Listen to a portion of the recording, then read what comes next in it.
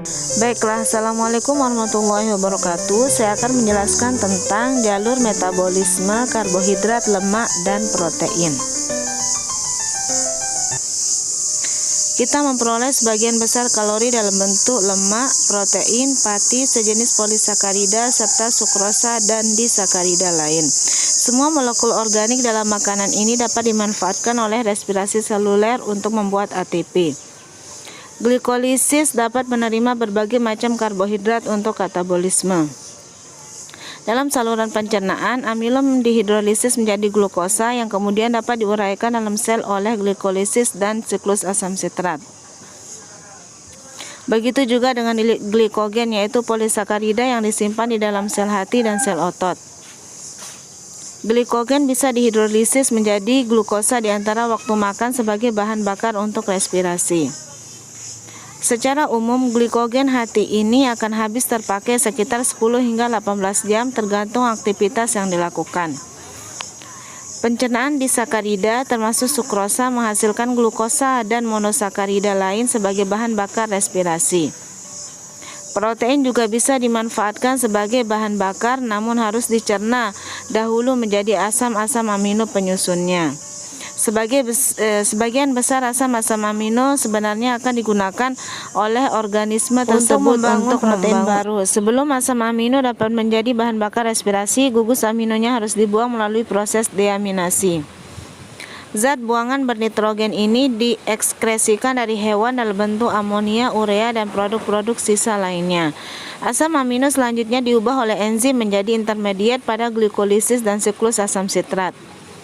Katabolisme juga bisa memanen energi yang tersimpan di dalam lemak yang diperoleh dari makanan maupun dari sel-sel cadangan lemak di dalam tubuh. Lemak dicerna menjadi gliserol dan asam lemak. Gliserol diubah menjadi gliseraldehid trifosfat, suatu intermediat pada glikolisis. Sebagian besar energi pada lemak disimpan dalam asam lemak. Asam lemak selanjutnya mengalami proses beta oksidasi menjadi fragmen berkarbon 2. Untuk selanjutnya memasuki siklus Krebs melalui asetil CoA. NADH dan FADH2 yang dihasilkan selama oksidasi beta dapat memasuki rantai transport elektron sehingga lebih banyak lagi ATP yang dihasilkan. Lemak merupakan bahan bakar yang sangat bagus. Sebagian besar karena struktur kimianya dan kandungan elektron-elektronnya yang berenergi tinggi jika dibandingkan dengan karbohidrat. 1 gram lemak yang dioksidasi oleh respirasi menghasilkan ATP 2 kali lebih banyak daripada 1 gram karbohidrat. Sayangnya, hal ini juga berarti orang yang hendak menurunkan berat badan harus bekerja keras untuk mengikis lemak yang disimpan dalam tubuh. Karena sedemikian banyak kalori yang tertumpuk dalam setiap gram lemak. Saat seseorang kelaparan, glukosa dalam darah sudah menipis. Ketika glukosa darah habis, maka cadangan glikogen yang tersimpan di hati dan otot akan diuraikan menjadi glukosa untuk membentuk energi. Setelah glikogen habis digunakan, baru kemudian terjadi pembakaran lemak tubuh yang akan diuraikan menjadi gliserol dan asam lemak untuk menghasilkan energi. Saat cadangan glukosa habis dan cadangan lemak habis, maka tahapan paling akhir adalah penggunaan simpanan protein yang ada di sel-sel otot. Namun sebaliknya, saat konsumsi makanan dalam jumlah berlebih, maka berbagai macam zat makanan tersebut dapat tersimpan dalam bentuk glikogen, lemak, ataupun protein.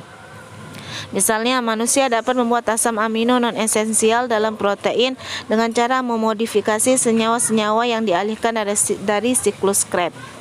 Ada juga beberapa asam amino yang memang harus diperoleh langsung dari makanan, disebut dengan asam amino esensial. Selain itu, glukosa juga bisa disusun lagi dari piruvat dan glukosa akan disimpan menjadi glikogen. Sedangkan asam lemak dapat disintesis dari asetil CoA. Salah satu prekursor utama lemak juga bisa berasal dari senyawa intermediat yang dihasilkan dalam glikolisis, yaitu dihidroaseton fosfat.